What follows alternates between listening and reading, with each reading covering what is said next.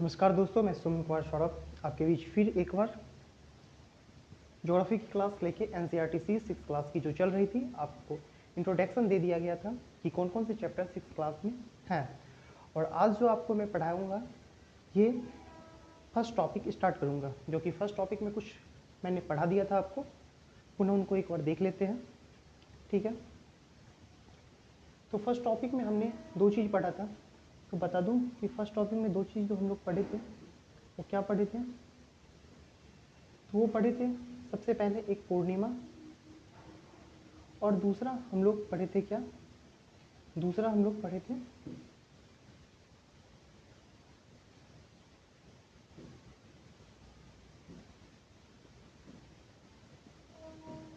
दूसरा अमावस्या।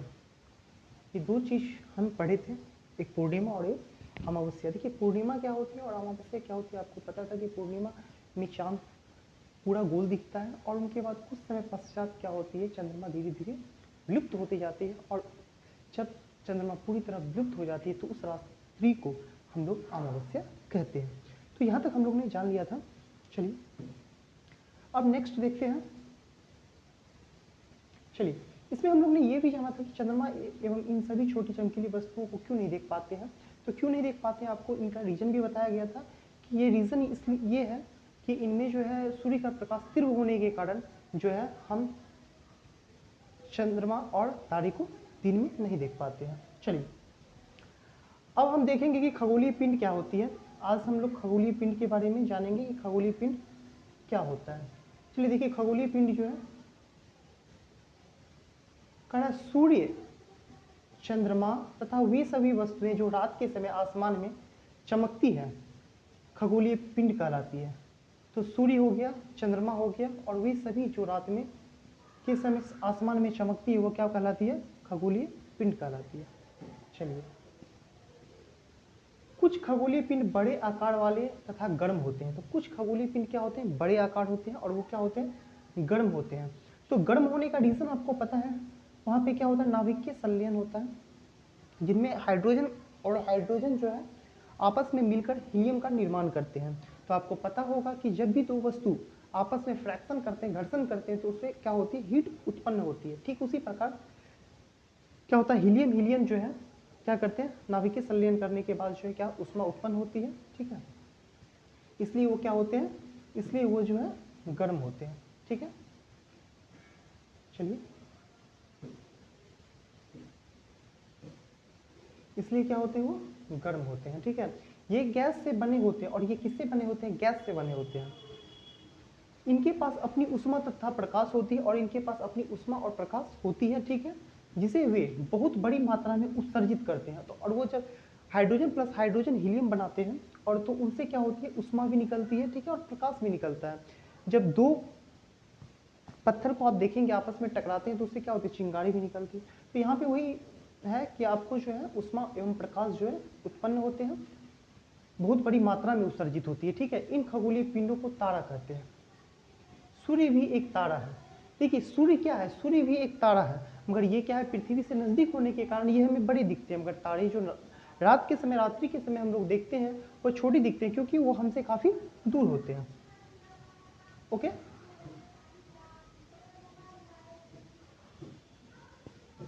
चलिए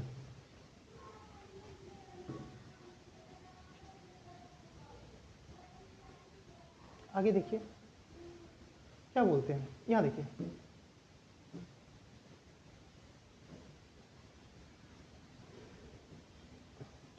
रात के समय चमकते हुए अनगिनत तारे सूर्य के समान हैं। ये क्या कहा जा रहा है, यहाँ देखिए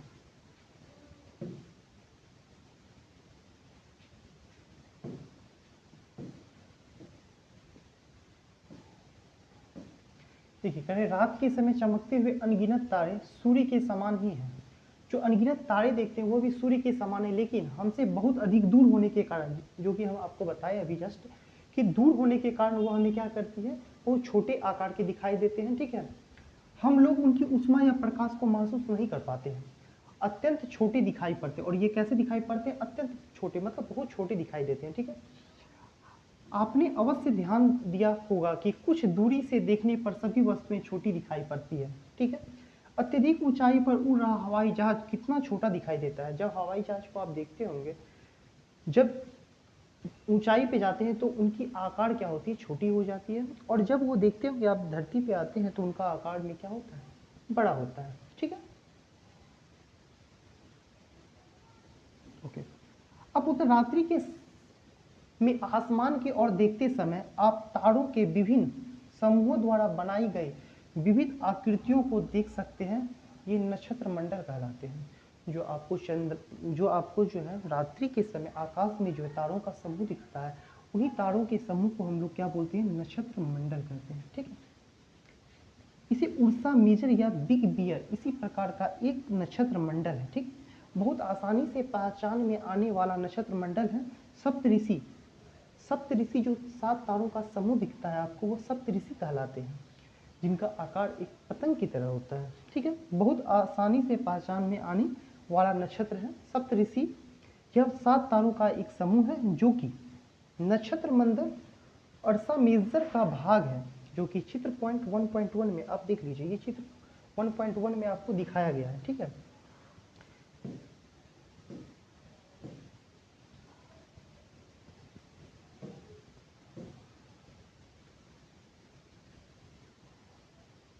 देखिए आगे देखते हैं। कह परिवार, देखिए क्या बोल रहा है? परिवार या पड़ोस में किसी बड़े व्यक्ति से कहिए कि वह आपको आसमान में एक और अधिक तारों, ग्रहों तथा नक्षत्र मंडलों को दिखाए। प्राचीन समय में लोग रात्रि में दिशा का निर्धारण तारों के सहायता से करते थे। तो प्राचीन समय में लोगों के पास तो मैप नहीं थी, तो उन्हें रास्ते जब कहीं जाना होता था दूर, तो वो तारों के सहारे जो है अपनी दिशा का निर्धारण करते थे। ठीक है, जिस तरह से हम जानते हैं कि उत्तरी तारा उत्तर दिशा को बताता है, और उत्तरी तारा जो है वो उत्तर दिशा को इंडिकेट करता है कि ये दिशा क्या है? उत्तर की ओर है। जैसे इसे ध्रुव तारा भी कहा जाता है। तो आपको पता होगा कि उत्तर की दिशा में उगने वाले जो तारे होते हैं, उनमें से एक ध्रुव तारा भी कहा जाता है। ठीक है, यह आसमान में हमेशा एक ही स्थान पर रहता है, और ये आसमान में देखिएगा इनका प्लेस जो है एक ही स्थान पे रहेगा, उनका प्लेस कोई चेंज नहीं होता है। मतलब एक स्थान पे ही वो जब जहाँ भी उगते हैं हमेशा उसी स्थान पे वो उगते हैं। ठीक है, फिर कह रहा है हम सप्तऋषि की सहायता से ध्रुव तारे को की स्थिति को जान सकते हैं। चित्र 1.1 में आप देखेंगे कि यदि सप्तऋषि मंडल के संकेतक तारों को आपस में मिलाते हैं और एक काल्पनिक रेखा खींची जाए एवं उसे आगे की ओर बढ़ाया जाए, तो यह ध्रुव तारे की ओर इंगित करेगी। जैसे आपको दिखाते हैं,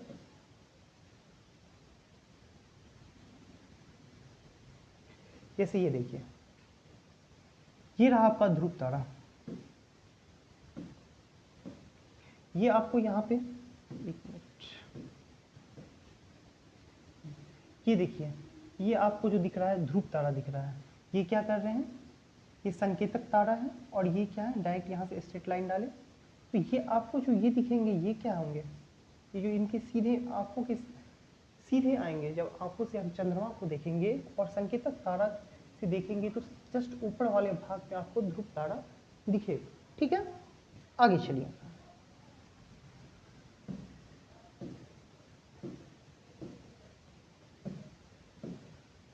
चलिए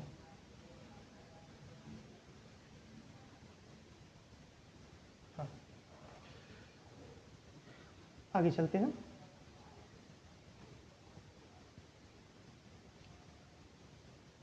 तो हम लोग अभी ध्रुव तारा के बारे में जान लिए। ठीक है, तो वो क्या कहलाते हैं? ध्रुव तारा भी। सप्तऋषि की सहायता से ध्रुव तारे स्थिति को हम लोग जान सकते हैं। ठीक है, यदि सप्तऋषि मंडल के संकेतक तारों को आपस में मिलाते हुए एक काल्पनिक रेखा खींची जाए एवं उसे आगे की ओर बढ़ाया जाए, तो यह ध्रुव तारे की ओर इंगित करेंगे। तो अभी हम लोगों ने देखा था। ठीक, कुछ खगोलीय पिंडों में अपना प्रकाश एवं उष्मा नहीं होती। देखिए, खगोलीय पिंड जो होते हैं उसमें अपना क्या होता है, प्रकाश और उष्मा नहीं होते हैं, ठीक है। वे तारों के प्रकाश से प्रकाशित होते हैं और ऐसे पिंड ग्रह कहलाते हैं।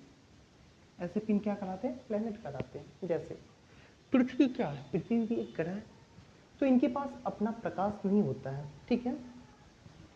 ये क्या करते हैं, सूर्य के प्रकाश से प्रकाशित होते हैं, ठीक है। जैसे ग्रह, जिसे अंग्रेजी में प्लेनेट कहते हैं, और ग्रह को अंग्रेजी में क्या कहलाते हैं, प्लेनेट कहा जाता है, ठीक है। ग्रीक भाषा के प्लेनेटाई शब्द से बना है। तो ये प्लेनेट जो है एक ग्रीक भाषा है और उनके प्लेनेटाई शब्द से क्या है, ये बना है, ठीक है, जिसका अर्थ होता है परिभ्रमण, अर्थात चारों ओर घूमने वाले। पृथ्वी जिस पर हम रहते हैं एक ग्रह है। पृथ्वी भी आपको हमने बताया कि पृथ्वी क्या है, एक ग्रह है, और यह अपना संपूर्ण प्रकाश एवं उष्मा सूर्य से प्राप्त करते हैं। तो पृथ्वी जो एक ग्रह है, तो वो क्या करते हैं, अपना जो संपूर्ण प्रकाश जो है वो किससे प्राप्त करते हैं, तो वो जो है सूर्य से प्राप्त करते हैं, ठीक है। जो पृथ्वी के सबसे नजदीक का तारा है, पृथ्वी को बहुत अधिक दूरी से, जैसे चंद्रमा से देखने पर यह चंद्रमा की तरह चमकती हुई प्रतीत होती है। जब हम पृथ्वी को चंद्रमा पे जाकर देखेंगे तो जिस तरह से हमारी पृथ्वी से चंद्रमा चमकती हुई प्रतीत होती है, ठीक उसी प्रकार जब हम चंद्रमा पे जाते हैं तो जब हम पृथ्वी को चंद्रमा पे जाके देखेंगे तो पृथ्वी भी एक चमकता हुआ तारा की ओर चमकता हुआ दिखेगा, ओके।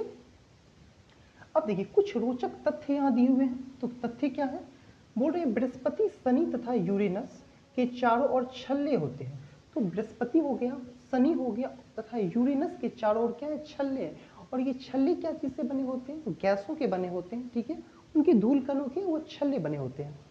ये छल्ले विभिन्न पदार्थों के असंख्य छोटे छोटे पिंडों से बनी पट्टियां हैं। पृथ्वी से इन छल्लों को शक्तिशाली दूरबीन की सहायता से देखा जा सकता है। और जब शक्तिशाली दूरबीन की सहायता से हम इन छल्लों को देखते हैं तो ये हमें दिखाई देते हैं, ओके। चलिए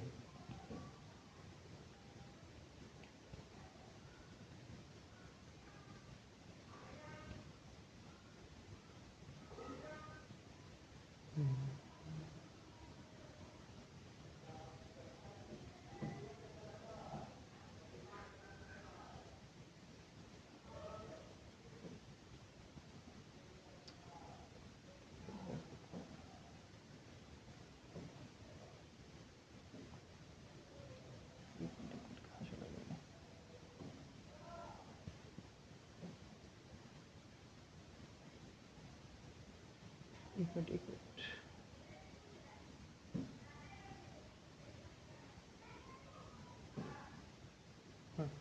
चलिए तो देखिए सबसे पहले क्या होते हैं, तो आपको मैं बता दूं कि सबसे पहले आपको दिखेंगे क्या, तो यहाँ सबसे पहले आपको सूर्य दिखेंगे।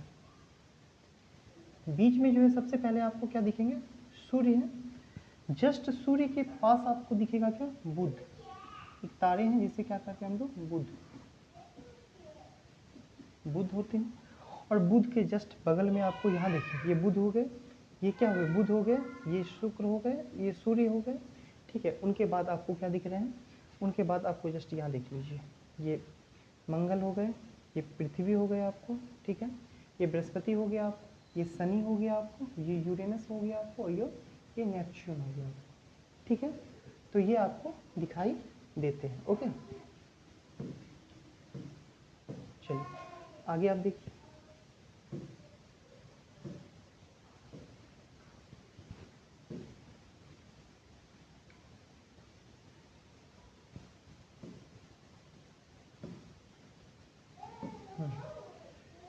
अब देखिए क्या कह रहा है, आसमान में दिखने वाला चंद्रमा एक उपग्रह है। तो आसमान में आपको जो चंद्रमा दिखता है वो क्या है, उपग्रह है, ठीक है। ये हमारी पृथ्वी का सहचर्य है, ये हमारी पृथ्वी का क्या है, सहचर्य है।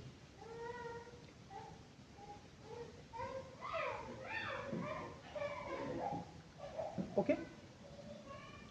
ये हमारी पृथ्वी का सहचर, इनके चारों ओर चक्कर लगाता है। हमारी पृथ्वी के समान 7 अन्य ग्रह हैं। तो हमारी पृथ्वी के समान जो है 7 अन्य ग्रह भी हैं जो सूर्य से प्रकाश एवं ऊष्मा प्राप्त करते हैं। उनमें से कुछ के पास अपनी चंद्रमा भी है। तो उनके पास, कुछ के पास क्या है, अपनी चंद्रमा भी है। चलिए अब मैन देखते हैं हम लोग क्या कि पौराणिक रोमन कहानियों में सोल सूर्य देवता को कहा जाता था। तो पौराणिक रोमन कहानियां जो थी इसमें सोल जो है सूर्य देवता को इंगित करते थे कि सूर्य देवता को क्या बोलते थे, सोल कहा जाता है। सौर शब्द का अर्थ सूर्य से संबंधित है। सौर शब्द का अर्थ क्या, किससे संबंधित है, तो सूर्य से संबंधित है। इसीलिए सूर्य के परिवार को सौरमंडल कहा जाता है। तो सौरमंडल क्यों कहा जाता है, तो पौराणिक रोमन कहानियों में सौर को सूर्य देवता कहे जाते थे और सूर्य देवता, सौर शब्द का अर्थ होता है क्या, सूर्य से संबंधित, इसीलिए इसे सूर्य के जितने भी परिवार है उन्हें क्या कहा जाता है, सौरमंडल कहा जाता है। चलिए ठीक है, सौर शब्द का उपयोग करते हुए और अधिक शब्दों को लिखे। देखिए शब्द की उत्पत्ति, चलिए यहाँ सौरमंडल अब हम पढ़ेंगे कि सौरमंडल क्या होता है। देखिए सूर्य 8 ग्रह, उपग्रह तथा कुछ अन्य खगोलीय पिंड जैसे क्षुद्र ग्रह एवं उल्का पिंड मिलकर सौरमंडल का निर्माण करते हैं। तो सौरमंडल का निर्माण कैसे होता है, तो सौरमंडल का निर्माण आपको पता है कि सौरमंडल का निर्माण कैसे होता है।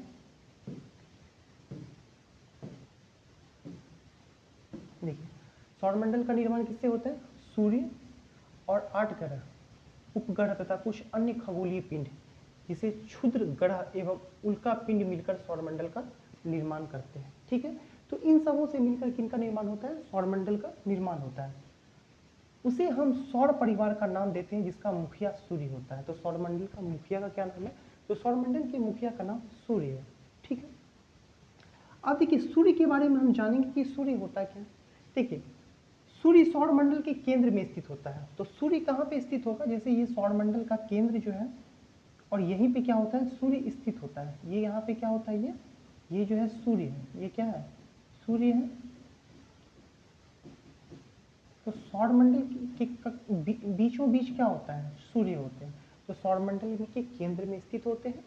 यह बहुत बड़ा एवं अत्यधिक गर्म गैसों का बना होता है और ये क्या होता है, बहुत आकार में बड़ा होता है। और ये किनसे बना होता है, तो गैसों का बना होता है। इनका खिंचाव बल इससे सौरमंडल को बांधे रखता है। और ये खिंचाव और इनका जो बल होता है, कौन सा बल, गुरुत्वाकर्षण बल होता है, जिसके कारण क्या करते हैं, सभी ग्रह और उपग्रह को क्या करती है, बांधे रखते हैं। ठीक है, सौरमंडल के लिए प्रकाश एवं ऊष्मा का एकमात्र स्रोत है, लेकिन हम इसकी अत्यधिक तेज ऊष्मा को महसूस नहीं करते हैं क्योंकि सबसे नजदीक का तारा होने के बावजूद यह हमसे बहुत दूर है। सबसे नजदीक का तारा है सूर्य, मगर फिर भी यह हमसे दूर है। कितना दूर है, तो सूर्य पृथ्वी से लगभग 15 करोड़ किलोमीटर दूर है। तो सूर्य जो है पृथ्वी से लगभग कितना करोड़ किलोमीटर दूर है, तो 15 किलोमीटर दूर है। चलिए आगे, ग्रह, सौरमंडल में 8 ग्रह हैं। सौरमंडल में कितने ग्रह हैं, 8 ग्रह हैं। सूर्य से दूरी के अनुसार वे हैं, जैसे कि सूर्य है तो सूर्य से दूरी बनाइए। जैसे यहाँ मानिए ये सूर्य है, ये क्या है, सूर्य। जब ये सूर्य है तो सूर्य से दूरी बनाइए। तो सबसे पहले आपको मिलेंगे बुध, यहाँ पे आपको क्या मिलेंगे, बुध। ठीक है, उनके बाद आपको मिलेंगे शुक्र। उसके बाद देखिएगा तो क्या मिलेगा, शुक्र। शुक्र के बाद आपको मिलेंगे पृथ्वी। पृथ्वी के बाद आपको मिलेगा मंगल। ठीक है, और मंगल के बाद आपको मिलेगा क्या, बृहस्पति।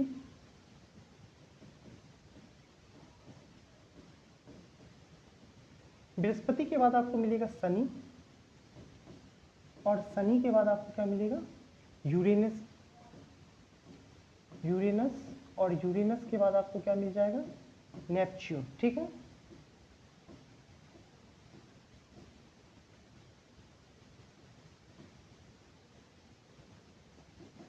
ठीक है।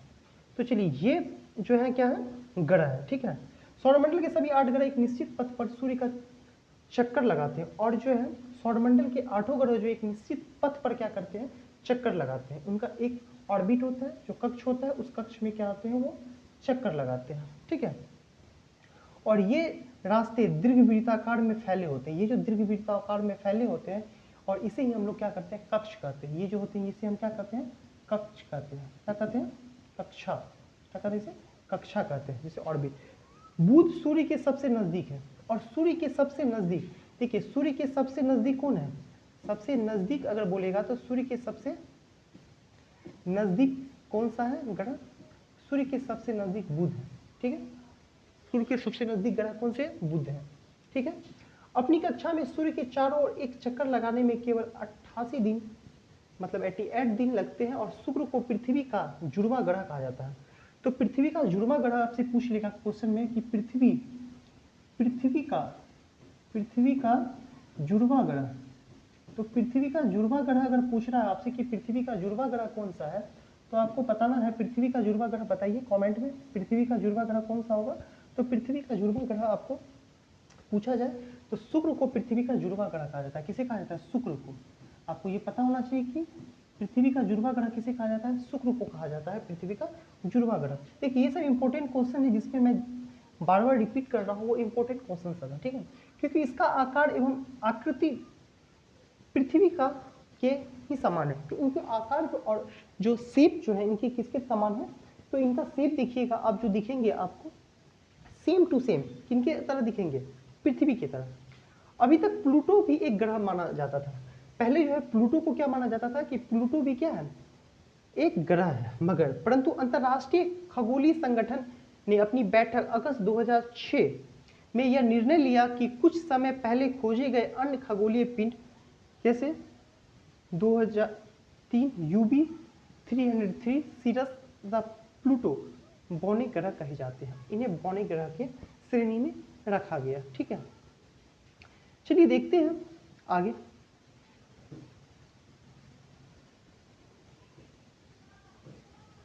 चलिए ये देखिए कुछ शब्द कहते हैं, शब्दों की उत्पत्ति। ऐसे शब्द, बहुत से शब्द जिनका उपयोग हम एक भाषा में करते हैं, अक्सर वे दूसरी भाषाओं के लिए एक शब्द हो सकते हैं। उदाहरण के लिए ज्योग्राफी एवं अंग्रेजी शब्द है, यह ग्रीक भाषा से लिया गया है शब्द है, इसका अर्थ है पृथ्वी विवरण। यह दो ग्रीक शब्द से मिलकर बना है, जिनमें जी शब्द का अर्थ पृथ्वी और ग्राफिया शब्द का अर्थ है लिखना, ठीक है। आइए पृथ्वी के संबंध में और अधिक जानें। देखिए यहाँ पे कहा रहा है क्या कि जी शब्द का अर्थ पृथ्वी है, जैसे जी शब्द का अर्थ क्या बताया है, तो जी शब्द का अर्थ को क्या बताया इसने, पृथ्वी बताया है। क्या बताया है, पृथ्वी यानी अर्थ, ओके। और बोल रहे हैं ग्राफिया, ग्राफिया जो है, ग्राफिया शब्द को क्या बताया है, ग्राफिया शब्द का मतलब होता है लिखना, ओके। चलिए जियो मतलब दिखाया है लॉजी पृथ्वी का अध्ययन, मैट्री पृथ्वी का मापन, और आइड पृथ्वी के आकार के अनुरूप, ठीक है। क्या आप जानते हैं रात में आसमान को देखकर मनुष्य हमेशा से मोहित हुआ है। खगोलीय पिंड एवं उनकी गति के संबंध में अध्ययन करने वाले को खगोलीय शास्त्री कहते हैं। तो देखिए खगोलीय शास्त्री क्यों, जो खगोलीय पिंडों एवं उनकी गति से संबंध में अध्ययन करते हैं उसे हम लोग क्या बोलते हैं, खगोलीय शास्त्री। चलिए आर्यभट्ट प्राचीन भारत के प्रसिद्ध खगोलीय शास्त्र थे। उन्होंने कहा था कि सभी ग्रह तथा चंद्रमा परावर्तित सूर्य प्रकाश के कारण चमकते हैं, और आज विश्व के सभी भागों में खगोलविद ब्रह्मांड के रहस्यों को खोजने में लगे हैं। तो अभी भी जो आपको पता है, आर्यभट्ट को नहीं भूलना है, आर्यभट्ट का हमारे बहुत से योगदान रहे हैं, ठीक है, तो इन्हें भूलना नहीं है, ये खगोलीय शास्त्र भी रहे, ठीक है। आपको पता होना चाहिए कि आर्यभट्ट गणित के क्षेत्र में भी बहुत अच्छे कार्य किए हैं। चलिए देखिए पृथ्वी जिस पे हम लोग रहते हैं, अब उनके बारे में जानेंगे कि पृथ्वी क्या है, और पृथ्वी के बारे में हम लोग जानेंगे कि पृथ्वी कैसे है और कैसे कार्य करते हैं, ठीक है। चलिए पृथ्वी के बारे में हम लोग जानेंगे, तो पृथ्वी के बारे में हम लोग अब स्टार्ट करते हैं पृथ्वी के बारे में, ठीक है। चलिए देखिए करें, सूर्य से दूरी के हिसाब से पृथ्वी तीसरा ग्रह है। हम सूर्य से दूरी के हिसाब से अगर देखेंगे तो पृथ्वी कैसा ग्रह है, पृथ्वी तीसरा ग्रह है, ठीक है। आकार में यह पांचवा सबसे बड़ा ग्रह है, और आकार में देखिएगा तो पांचवा सबसे बड़ा ग्रह है। यह ध्रुव के पास थोड़ी चिपटी हुई है। आप पृथ्वी को जब देखेंगे तो पृथ्वी पूरा गोल नहीं दिखता है आपको, पृथ्वी आपको पूरा गोलाकार नहीं दिखेगा। ये जैसे ये गोलाकार है तो पृथ्वी आपको पूरा गोलाकार नहीं दिखेगा। पृथ्वी आपको कैसे दिखेगा, ये आकार में जो है, ये पोजीशन आपको चिपटा हुआ दिखेगा। ये पोजीशन जो आप देख रहे हैं, ये पोजीशन जो आप देख रहे हैं, ये चिपटा हुआ रहता है, ठीक है। ये पोजीशन क्या होता है उनका, चिपटा हुआ रहता है। यही कारण है कि इसे भू आव कहा जाता है। और इसे क्या कहा जाता है, भू आव। भू आव का अर्थ होता है पृथ्वी के समान आकार। पृथ्वी का क्या है, समान आकार। जीवन के लिए अनुकूल परिस्थितियां संभवतः केवल पृथ्वी पर ही पाई जाती है। पृथ्वी ना तो अधिक गर्म है और ना ही अधिक ठंडी। यहाँ पानी एवं वायु उपस्थित है जो हमारे जीवन के लिए आवश्यक है। वायु में जीवन के लिए आवश्यक गैस जैसे ऑक्सीजन मौजूद है। इन्हीं कारणों से पृथ्वी सौरमंडल का सबसे अद्भुत ग्रह है। अंतरिक्ष से देखने पर पृथ्वी नीले रंग का दिखाई पड़ता है क्योंकि इसकी 2/3 सतह पानी से ढकी हुई है, इसीलिए इसे नीला ग्रह कहा जाता है। आपको बताना चाहिए। तो नीला ग्रह जो है, नीला ग्रह किसे कहेंगे, तो नीला ग्रह जो है हम लोग पृथ्वी को कहेंगे। नीला ग्रह किसे कहेंगे, तो नीला ग्रह पृथ्वी को आप कहेंगे। और पृथ्वी पे क्या उपस्थित है, तो ऑक्सीजन क्या उपस्थित है, तो पृथ्वी पे आपको पता है कि पृथ्वी पे ऑक्सीजन उपस्थित है, ठीक है। तो पृथ्वी पे ऑक्सीजन उपस्थित है जिसके कारण जो है पृथ्वी को एक अद्भुत ग्रह भी कहा जाता है। तो ऑक्सीजन की उपस्थिति के कारण पृथ्वी को एक अद्भुत ग्रह भी की श्रेणी भी दिया गया है। चलिए चंद्रमा के बारे में, तो नेक्स्ट क्लास में हम लोग चंद्रमा के बारे में पढ़ेंगे और देख लेते हैं क्या क्या बचा हुआ है। चंद्रमा के बारे में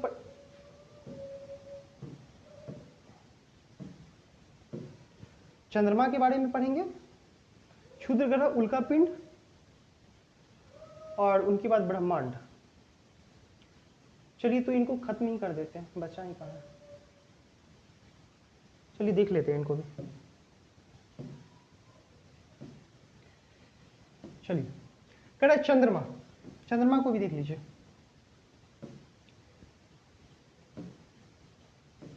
चंद्रमा क्या है, हमारी पृथ्वी के पास केवल एक उपग्रह है चंद्रमा। तो पृथ्वी का उपग्रह कौन सा है, देखिए पृथ्वी का उपग्रह किसे कहा है, तो पृथ्वी का उपग्रह जो है किसे कहते हैं, तो चंद्रमा को। पृथ्वी का उपग्रह किसे कहते हैं, तो चंद्रमा को। हम लोग किसे कहते हैं, चंद्रमा को पृथ्वी का उपग्रह कहा जाता है, ठीक है। इनका व्यास पृथ्वी के व्यास से केवल 1/4 होता है।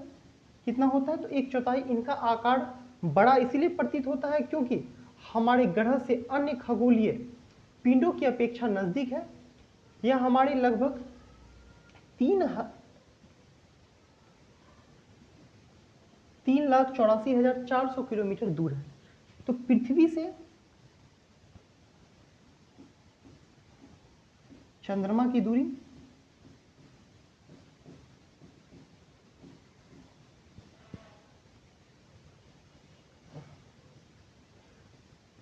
कितना है, तो पृथ्वी से चंद्रमा की दूरी 3,84,400 किलोमीटर। इनको नोट कर लीजिएगा। जो जो इम्पोर्टेंट होता है हम साइड में लिखते जाते हैं, देखते जाइए आप लोग, ठीक। अब देखिए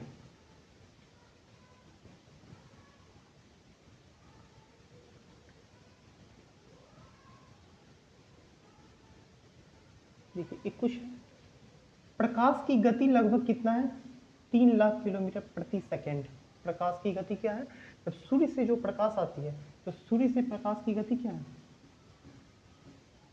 सूर्य के प्रकाश की गति, सूर्य के प्रकाश की गति कितनी है,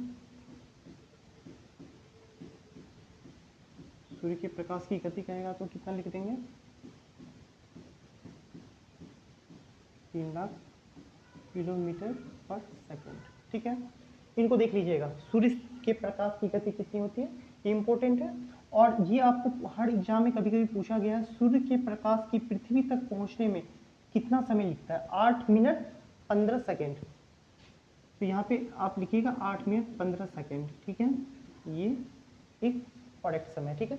अब रोचक तथ्य क्या है, नील आर्मस्ट्रॉन्ग पहले व्यक्ति थे जिन्होंने 21 जुलाई 1969 को सबसे पहले चंद्रमा पे पहुंचा था। तो सबसे पहले चंद्रमा पे पहुंचने वाले व्यक्ति कौन थे? क्वेश्चन आएगा आपको, सबसे पहले चंद्रमा पे पहुंचने वाले व्यक्ति का नाम, चंद्रमा पे पहुंचने वाले व्यक्ति का नाम क्या है?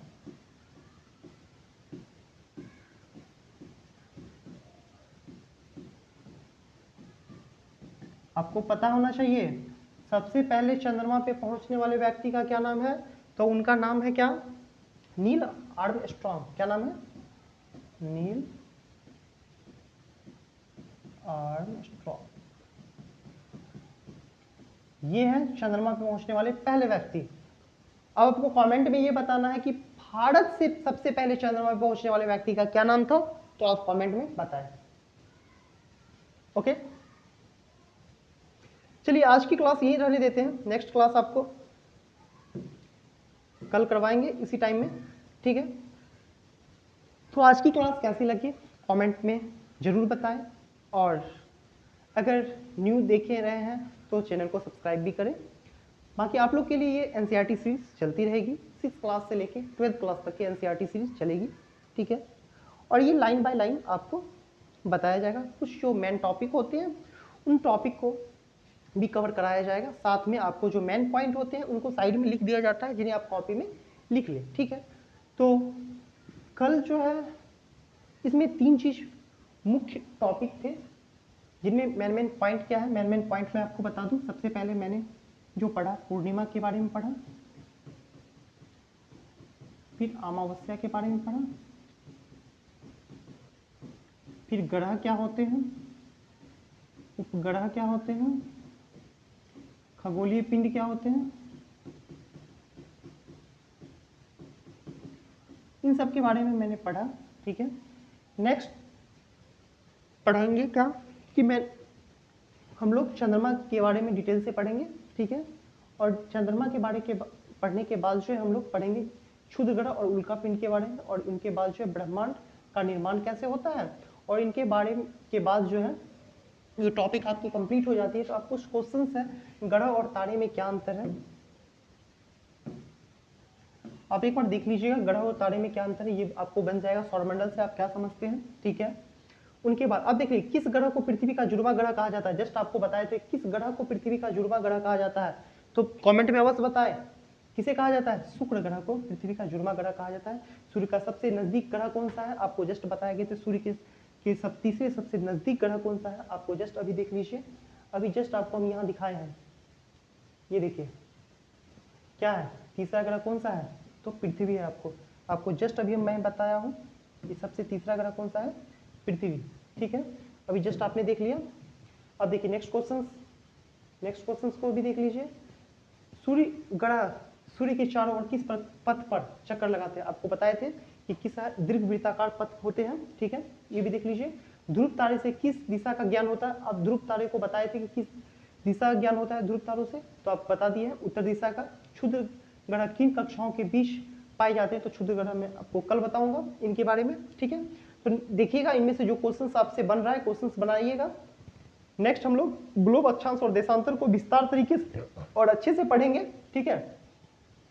चलिए तो ठीक है, आज के लिए इतना ही काफी है। आप जो है इनको एक बार अच्छे से बुक से रीड कर लीजिएगा, फिर नेक्स्ट चलेंगे, ठीक है?